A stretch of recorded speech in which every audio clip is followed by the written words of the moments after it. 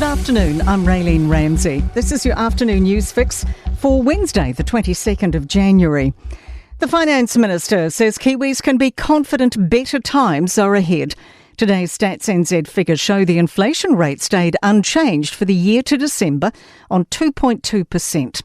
Nicola Willis says times are still tough, but inflation and interest rates are improving. What I would say to New Zealanders who are saying, actually in my household, the budget isn't feeling better, I'd say that's not a you problem, that's a damaged economy problem, and we are fixing it.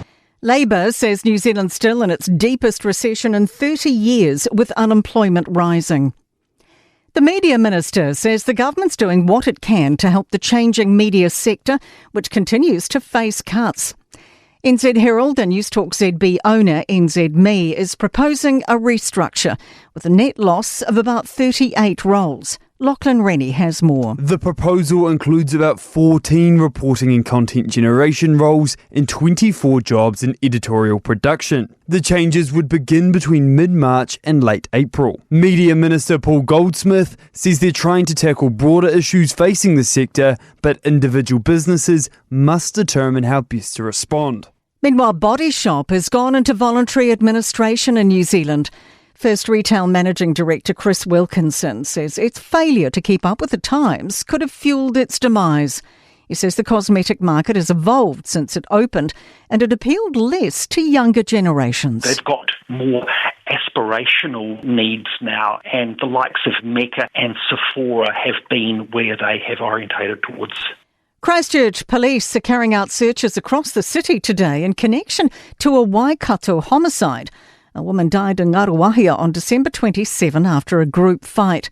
Waikato and Canterbury officers have visited several homes in the Garden City, assisted by the Armed Defender Squad.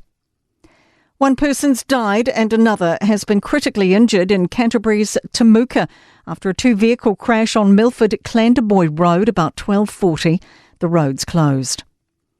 A prestigious Christchurch boarding school is cancelling its 100-year celebrations in light of historic sexual abuse allegations.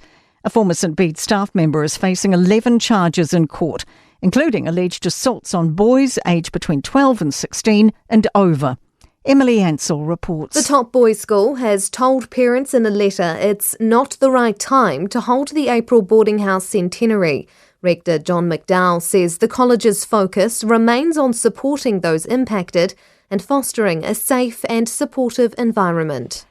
To sport, and a fine all-round showing by Jess Kerr has propelled defending women's Super Smash champs Wellington into outright second on the table, following a 39-run win over Canterbury at the Basin Reserve. A controversial exit from New Zealand football hasn't harmed former Football Ferns coach Jitka Klimkova, who's earned a new gig as head coach of the Czech national team.